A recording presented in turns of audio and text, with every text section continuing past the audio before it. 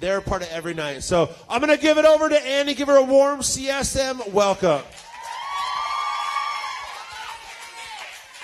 Hey guys. So as Kyle said, I'm Annie, and I'm on the worship team, so some of you may know me. Okay, so little background before I start my story.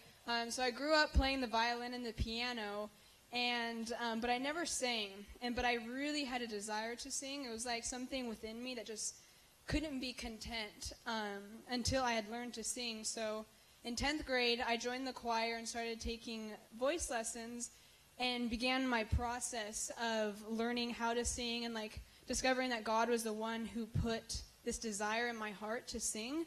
But even at that, there was always something kind of holding me back.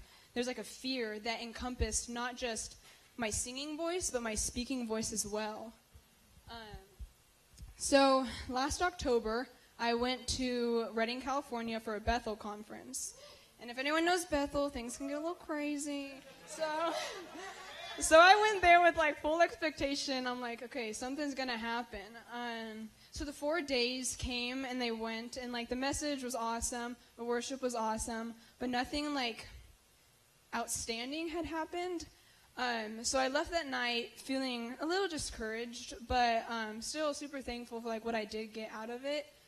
So on the way home, or on the way back to the hotel, my mom and I just began talking about like different challenges that I have, and just started to dive into deeper conversation. And this conversation continued till we got back to the hotel room. And as we were speaking, the Holy Spirit brought a memory back to my mind from when I was 4 years old. I was sitting in my room, my back to the door, and I was talking to myself, I guess you will, having a conversation with my preschool teacher, and just being a 4-year-old, you know. And I hear someone at the door, and so I turn around, and one of my siblings is standing there, and they had been listening to me, and they're laughing at me. And I feel like there's this wave of humiliation wash over me. So as I'm recalling this memory to my mom, I just begin to weep.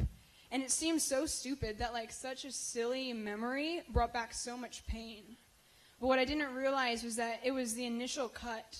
It was the first time that Satan had wounded me about something that was coming out of my voice.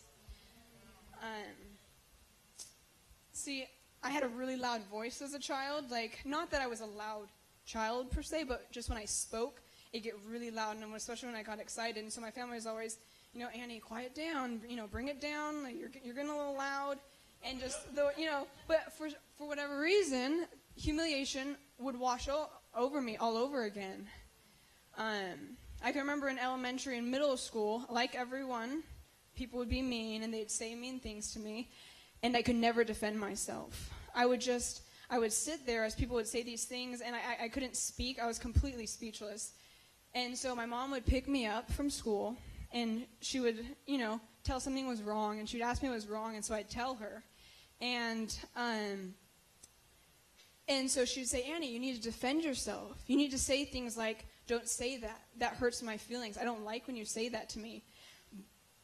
And so on the way, like going back to school, she would say, okay, let's practice this. Pretend like I'm the person being mean to you, and you need to practice defending yourself. So I would try, but nothing would come out. Instead, I would just cry. My voice was completely chained down, and it was completely powerless. I could not use it.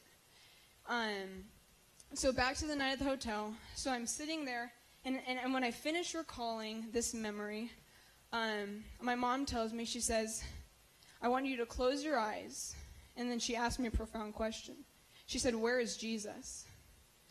So I closed my eyes, and sure enough, there he is. And he's sitting on his heels, and he's looking at me, and he just has a smile and a complete look of adoration as he's just watching me play, just completely admiring me as a small child. And it was like the love of God just washed over me, just hot all through my body.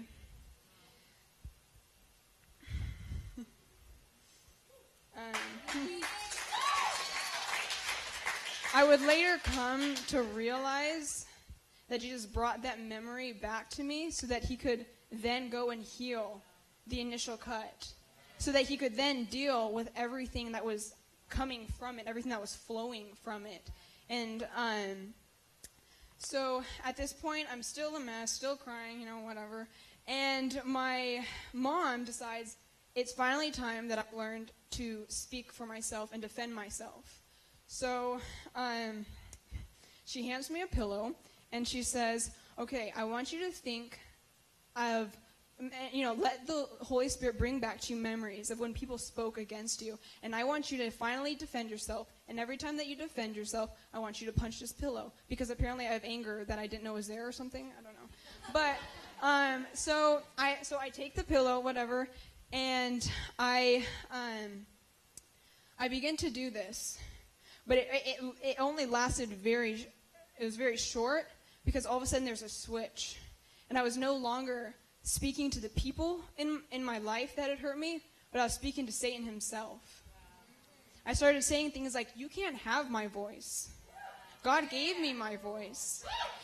And in that moment, he showed me something profound. He brought to life the verse, Ephesians 6:12, we wrestle not with flesh and blood, but with principalities and powers.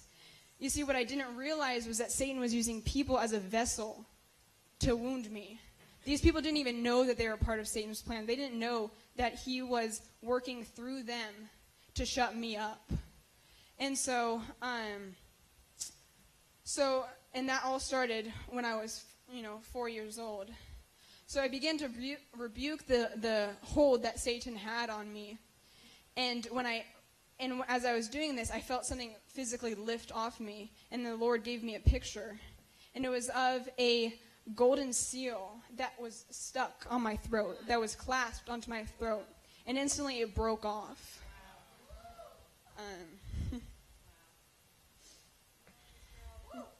You see,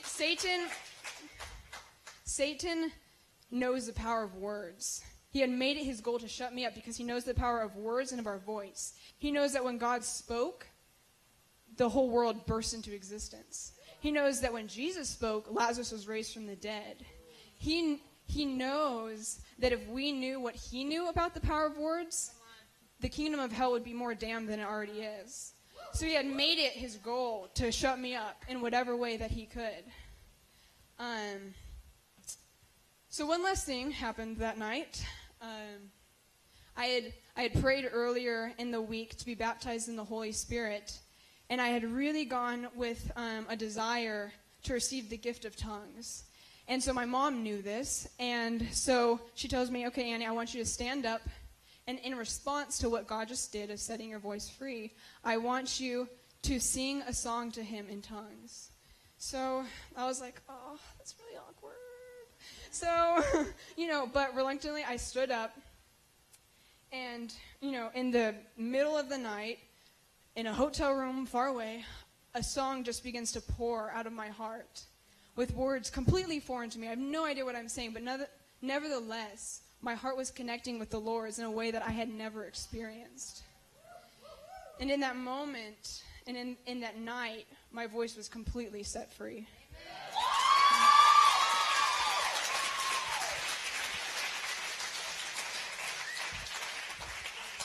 So that's my story, and I know that we all have our own stories, and we all have our own wounds, and our own circumstances in which Satan stepped in and jabbed us and wounded us.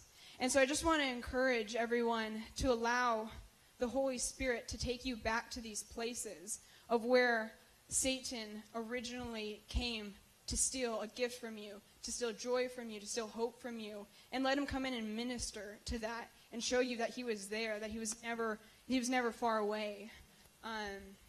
So yeah, that's my story.